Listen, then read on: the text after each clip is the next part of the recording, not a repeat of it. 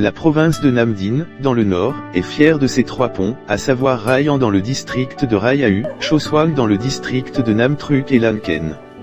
Parmi ceux-ci, Lan Ken est le seul au Vietnam à avoir un toit de feuilles.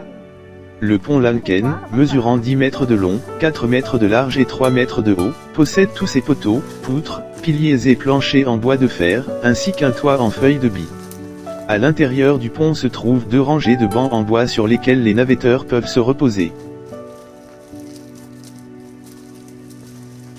Le pont unique est situé dans le village de Ken, bourg de Soleil, district de Truc Ninh, province de Nam Dinh. Il a été construit il y a environ 700 ans, sous la dynastie Delhi, après que la cour royale eut fait creuser un canal pour puiser l'eau du fleuve Rouge. Le pont, qui enjambe les 2 rives de la rivière Rai Ninh, est le seul chemin emprunté autrefois par les pèlerins pour se rendre à la pagode Soleil. Après 700 ans, le pont conserve encore son architecture unique et antique. Résidence supérieure, pont inférieur est une architecture populaire dans les pays tropicaux asiatiques. Le terme est utilisé pour désigner les ponts en bois couvert, une structure très humaine pour les voyages et le repos.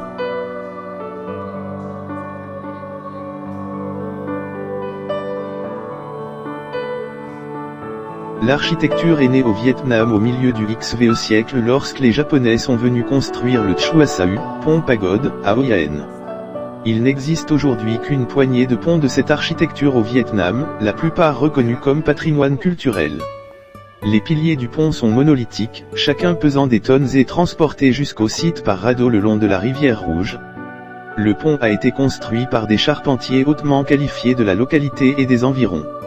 Le pont était soutenu par 28 piliers, dont les 4 supports principaux mesuraient plus de 50 cm de diamètre.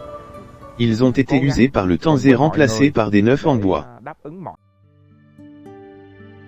Le pont Lan Ken comporte 5 travées mesurant chacune entre 1,45 et 1,65 m. Il mesure 10 mètres de long, 4 mètres de large et 3 mètres de haut. Tous ces piliers, poutres et planchers sont en bois de fer, le sol étant constitué de planches épaisses mesurant plus de 40 cm de largeur. À l'intérieur du pont se trouvent 2 rangées de bancs en bois qui servent de lieu de repos aux voyageurs. Les villageois se reposent souvent ou pêchent sur le pont pendant les chaudes journées d'été ou pendant leur temps libre. Les rampes du pont sont des ouvrages en bois rudimentaires. Les tuiles n'ont pas été utilisées pour couvrir le pont. Au lieu de cela, les feuilles de bi étaient le choix en raison de leur disponibilité et de leur légèreté, capables de résister aux vents et aux tempêtes. Les habitants ont déclaré qu'après des rénovations répétées, le toit du pont était fait de feuilles de palmier.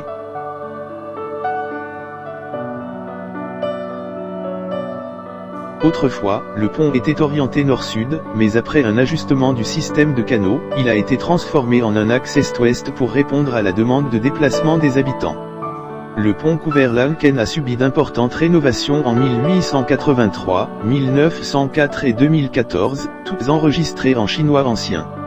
L'Office de gestion des vestiges relevant du département du patrimoine culturel du ministère de la Culture, des Sports et du Tourisme affirme que le pont couvert Lan Ken est la seule structure couverte par un bois au Vietnam.